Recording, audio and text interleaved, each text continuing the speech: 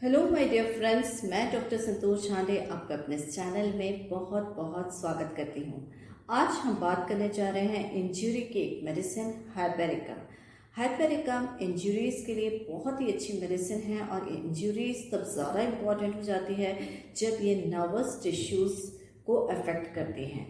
तो चलिए शुरुआत करते हैं। यदि आप मेरे इस चैनल में नए हैं तो इसे सब्सक्राइब कर लीजिए और इस वीडियो को शुरू से आखिर तक ज़रूर से देखिए, क्योंकि मैं इसमें आपसे उपयोगी इन्फॉर्मेशन शेयर करने जा रही हूँ। हाइपेरिकम होम्योपैथी की एक बहुत ही शानदार मेडिसिन है जिसका उपयोग हम ऐसी इंजरीज में करते हैं जो कि नर्वस टिश्यूज़ को करती हैं। नर्वस टिश्यूज जब इंजर्ड होते हैं तो विभिन्न प्रकार के सिम्टम्स प्रोड्यूस करते हैं। तो उनमें से एक है जबकि दर्द जो है वो इंजरी के प्रोपोर्शन में बहुत ज़्यादा होता है। यानी इंजरी तो छोटी हुई है, लेकिन अगर दर्द बहुत ज़्यादा हो रहा है, that means pain is out of proportion to the injuries, तो उस जगह पर हाइपेरिकम का इस्तेमाल किया जाता है।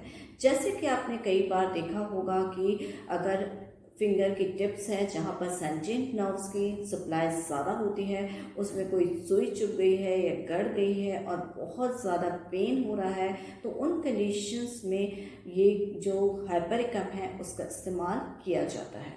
इंजरीज जो होती हैं वो डिफरेंट तरह की इंजरी होती हैं। जैसे कि एक है पंक्चर्ड वुंड, यानी कि जब कोई भी इंजरी किसी शार्प पॉइंटेड इंस्ट्रूमेंट से होती है तो उसके कारण पंक्चर्ड वुंड बन जाता है।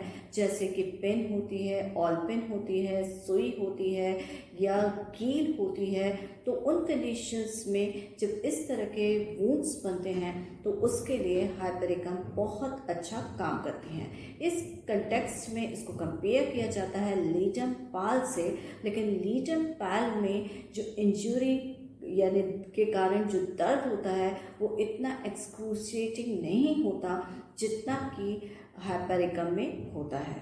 दूसरी टाइप की जो इंजरी होती है जो इसके लिए इसको याद किया जाता है वो है अगर सपोज हेड पर यानी सिर के ऑस्पिटल रीजन में कोई ब्लो यानी मारा गया हो या जोर से उसमें चोट आई हो, तो उस कंडीशन में भी इस हाइपेरिकम का इस्तेमाल किया जाता है और इससे जनित हेडेक के लिए विशेष रूप से उपयोगी है। और उस हेडेक में सेंसेशन ऐसा होता है जैसे कि कोई उसे बहुत हाइट पर ले गया है और उसमें एक्सेसिव एंजाइटी डेवलप हो रही है जब तक कि वो नीचे गिर नहीं जाता। ये एक सेंसेशन के रूप में हाइपेरिकम में मौजूद रहता है, particularly after a blow or injury over the occipital region in the head. तो ये हेडेक इस तरह का होगा तो उस कंडीशन में हाइपेरिकम का इस्तेमाल अच्छा है।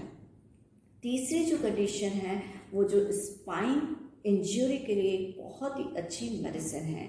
जब स्पाइनल इंजरीज होती हैं और उसके कारण से जो पेशेंट की कंडीशन है कि उसको अगर थोड़ा सा भी अपना गर्दन को घुमाता है या अपने आर्म्स को घुमाता है तो उसे बहुत ज़्यादा दर्द होता है।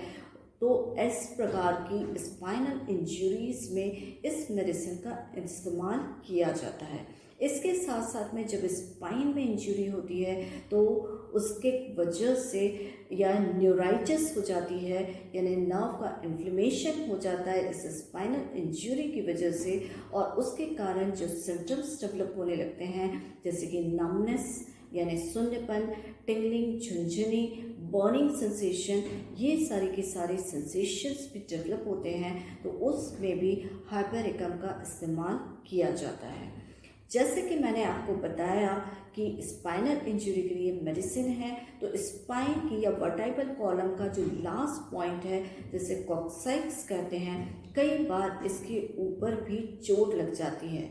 जैसे कि कभी ऊपर से गिर गए हों या कुर्सी का हत्था है वो उस पॉइंट पे लग गया है, तो इस कंडीशन को कॉक्साइडाइनिया कहते हैं। और जब इसमें इस चोट की वजह से बहुत सीवियर पेन होता है तो उसमें हाइपेरिकम का इस्तेमाल काफ़ी ज़्यादा फ़ायदा देता है। साथ ही साथ में ये जो मेडिसिन है वो लॉक जॉ के लिए भी इस्तेमाल की जाती है। लॉक जॉ टेटनस के कारण एक कंडीशन उत्पन्न होती है जिसमें कि जबड़ा जो है वो लॉक हो जाता है। और कई बार ऐसा हिस्ट्री में मिलता है कि जंग लगी हुई जैसे नेल्स होती हैं या कील होती हैं या कोई भी ऐसे शार्प पॉइंटेड इंस्ट्रूमेंट से चोट लग गई है जिसकी वजह से लॉक जॉ हुआ है, तो उस कंडीशन में भी हाइपरिकम का इस्तेमाल किया जाता है। इसे हम इस सिचुएशन में एंटी टेटनस मेडिसिन की तरह ही दे सकते हैं, जैसे कि लीटम पैल भी होम्योपैथी की एंटी टेटनस मेडिसिन के रूप में जानी जाती है। इसके साथ साथ में ऐसी इंजरीज जिसमें कि वूंड या तो इंसाइज्ड हो, जैसे कि ऑपरेशंस होते हैं, या फिर लैसरेटेड कटा फटा हो, चलते चलते दौड़ने से गिर गए हों या कोई मोटर एक्सीडेंट्स वगैरह हो गए हों जिसमें लैसरेशन यानी कटे फटे हो जाती हैं, चोट टिश्यूज़ कट फट जाते हैं, तो इस तरह के चोट में भी जो हाइपरिकम है उसका इस्तेमाल किया जाता है। यहाँ पर इसको कैलेंडुला से कंपेयर किया जाता है। फिर साथ ही में ये जो बनियंस या कॉर्न्स होते हैं, पैर के तलुए में जो है कॉर्न्स हो जाते हैं जो घर्षण के कारण उत्पन्न होते हैं या हार्ड उसकी हो जाती है। बनियंस होते हैं, ये जो है अंगूठे के जॉइंट में बोनी ग्रोथ टाइप की होती है जो बहुत पेनफुल होती है, और ये आमतौर पर इसलिए बनती है क्योंकि उसके ऊपर एक्स्ट्रा प्रेशर डेवलप हुआ होता है, जैसे कि टाइट फिटिंग शूज़ है या फुट स्ट्रेस किसी वजह से हो गया हो। तो ये जब इसमें नर्व का इन्वॉल्वमेंट हो जाता है तो बहुत ज़्यादा पेन करते हैं। उस सिचुएशन में हाइपरिकम का इस्तेमाल बहुत ज़्यादा फ़ायदा देता है। कई बार ऐसा होता है कि किसी एक्सीडेंट में मशीन को ऑपरेट करते समय जो फिंगर्स होती हैं वो क्रश हो जाती हैं, तो यहाँ पर जो नर्व सप्लाई होती है वो बहुत सेंटिएंट नर्व सप्लाई होती है, और इस क्रश्ड फिंगर में ये जो नर्व्स होती हैं वो भी डिस्ट्रॉय होती हैं और वहाँ पर पेन बहुत ज़्यादा होता है।